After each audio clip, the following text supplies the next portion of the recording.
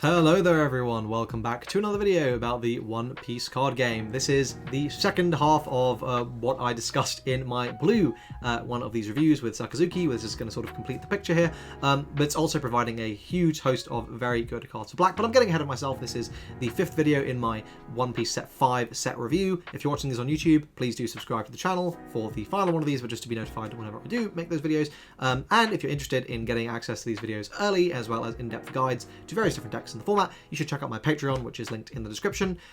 If you're seeing this on Patreon, thank you so much for your support. Let's go ahead and get started with the color. I think that just has continued to get love set after set after set from set 4 onwards. It is just crazy how good this color is. And there's some real good cards in here. So we begin with Viola, which is not one of those cards. This is a 2/3 with 1k counter. On play, your opponent places 3 cards from their trash at the bottom of the deck in any order. Worth saying, this is a tech card that will be really good in some situations, but they're very few and far between, and it's almost certainly not actually worth dedicating the deck space to actually do anything with this. But worth saying that it's a thing that could be done. In terms of the effect, it would be much better if you could choose, but obviously that would probably be too good going into the future as more graveyard reliant strategies happen. But the fact you can choke graveyard based things with Viola is, I think, something that's worth considering. But anyway, this is probably cope and the card's probably bad, but just thought I'd mention it. Elizabello II. This is an interesting card. This is a 4/5, 1k counter. When attacking once per turn, you may return 20 cards from your trash to your deck and shuffle it. This character gains double attack and 10k during this turn. So worth saying, this is going to completely, there's no stacking anymore in the Dressrosa when you do this. But this is a free 15k double attack swing. It's kind of good. It's kind of really good. This is absolutely going to see play in Dressrosa, in Rebecca, 100%. I think this is a generically good card. It's just getting 20 cards into the drop is going to be a little bit hard. In set 5 anyway, Sakazuki's realistically not going to do it, and you're using your graveyard for other stuff anyway. But decks for example, Moria in set 6 is definitely going to be interested in this, but we're talking about set 5 right now. So this is definitely a card you're going to play in Dressrosa at a few copies, especially because you can just salvage it thanks to new tools. But yeah, this is very good. Next, we have got One-Legged Toy Soldier, another absolutely insane card. So this is a 2-cost 2k counter. Activate main, you may trash this character, give up to one of your opponent's characters -3 to their cost during this turn. So this is so good because you can play this a turn early, and then it's free. But also it's a 2k counter that reducing 3 is very powerful. It is really giving you a lot of reach onto these additional effects. It's also a way that you don't necessarily have to instantly see Olympus, for example, for your deck to come online. Gives you access to popping 4s, for example, quite easily. With Olympus, this lets you pop 8s, which was previously quite an annoying barrier to reach. And with your events, you can bot deck 5s with 3000 Worlds, or pop 7s or indeed 9s with Triano Bastardo. So yeah, just phenomenally. I mean, this is a 4-up, right? It straight up replaces Gyatz. Gyatz is gone. Next, we've got Shirahoshi. This is a 1/0 2k counter. Activate main, you may rest this character and place 2 cards from your trash at the bottom of your deck in any order. If your opponent has 6 or more cards in their hand, your opponent trashes 1 card from their hand. This is a meme, to be honest. If they did not have the 6 or more in hand requirement, this might someday in the future cook in some sort of crazy loop. But they've balanced it properly, so this is unlikely to ever see any play. But yeah, it's a 2k. Next, we've got Starry. It's 2/4. This is terrible. St. Charlos. This is a 3/0 1k counter. On your turn, if there are only Celestial Dragons on your field, give all your opponent's characters -4 cost. That's obviously very powerful. I'm sure we will see some sort of really dumb control strategy focusing around the Celestial Dragons, especially with the stage, which we'll come to, which is just a little stupid. But yeah, very funny. Nefertari Cobra. This is a 2/1 with blocker, and on play, mill 1. Okay, sure, I guess. Then we've got Vivi. This is a 1/1, 1k counter. If you have 10 or more cards in your trash, this gains blocker. Again, sure. I don't know why there's alabaster cards here. This is fine. It's good. Sure. Next, Hakuba. This is a 5/6, 1k counter. Don 1, when attacking, you may KO one of your characters other than this character. Give up to one of your opponent's characters -5 cost during this turn. So this is similar to Orlumbus, but it's only when attacking, but it does give you additional reach.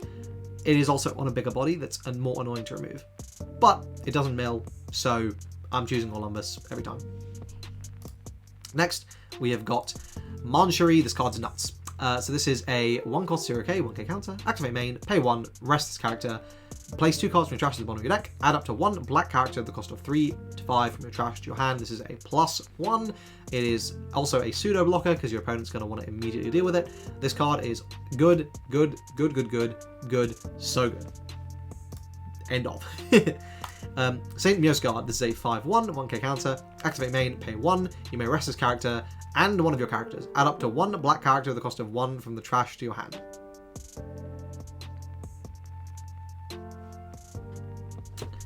Okay, moving on. Riku Doldo III, 4/5, 1k counter, blocker, on play and on KO, up to 1 of your Dressrosa type characters gains 2k power during this turn. So, actually not bad. The fact that this is like on KO kind of does come up because you can swing with it and then pop it with Orlumbus and then like buff something. So that's decent. And then the on play just gives you some additional reach. It would be nice if it lasted during your opponent's turn as well, because then you just have a 7k blocker, which would have been really, really good. But yeah, this is like a decent card. I think this is fine. Next we got Rebecca, and this card's broken. Another broken card in set 5. 4/0, 1k counter, on play, blocker, on play, add up to 1 black character card with a cost of 3 to 7, other than Rebecca, from your trash to your hand. Then play up to 1 black character card with a cost of 3 or less from your hand rested. This card is nuts because you use this and you add back either Rob Lucci, who we're about to talk about, or you add back Hina from the starter deck, and then you play Hina from the starter deck, and you have 3/5, which is rested, but it's a 3/5, so your opponent's going to have to attack into that. You give -4 cost to something, then you play the Lucci, and you just board wipe.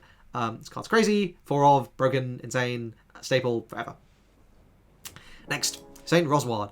5/0, 1k counter. On your turn, if the only characters on your field are Celestial Dragon type characters, give all your opponent's characters -6 cost. So if you have Saint Rosward out and Saint Charlos out, your opponent, everything is -10 cost. And at that point, like, any of your effect removal, like, at that point, then you want to start using, like, you know, board wiping effects. But again, like, it's such a meme. Like, it's such a meme. Anyway, Rob Lucci, this is the best card in the game. It's not cap.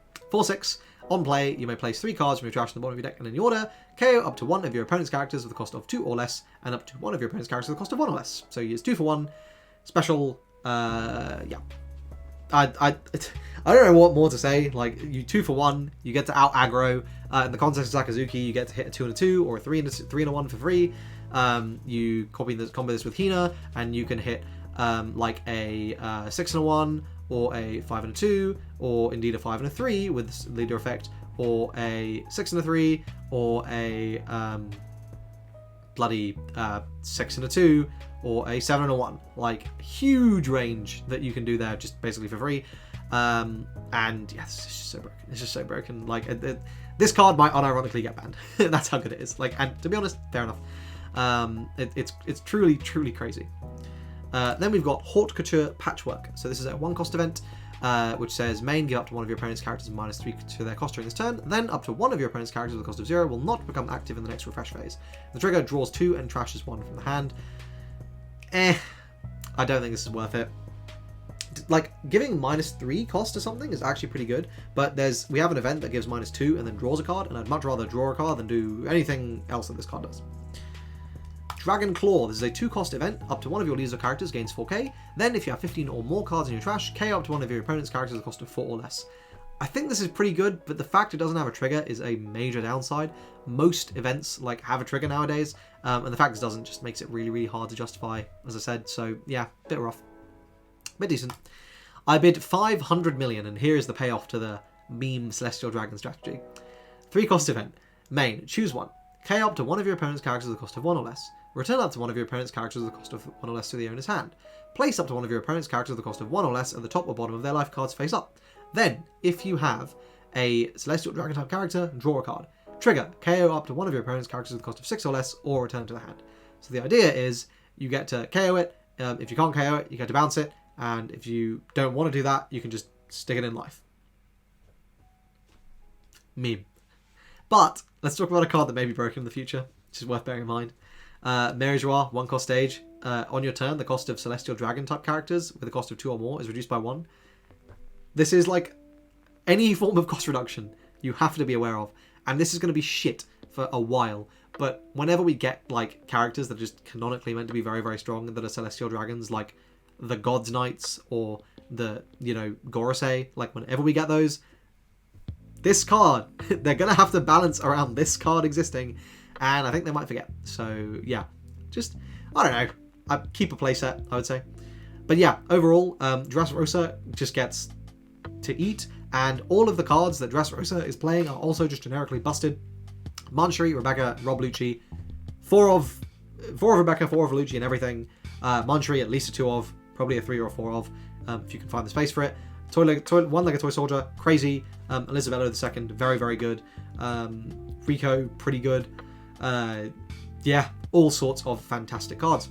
And Sakazuki, best deck in format. I love it. So there we go. That is it for this video. Hope you guys found this useful. If you did, please do like the video, subscribe to the channel for more One Piece card game content. 1 more of these to go. I hope you're looking forward to it, and I hope to see you in that video. Cheers.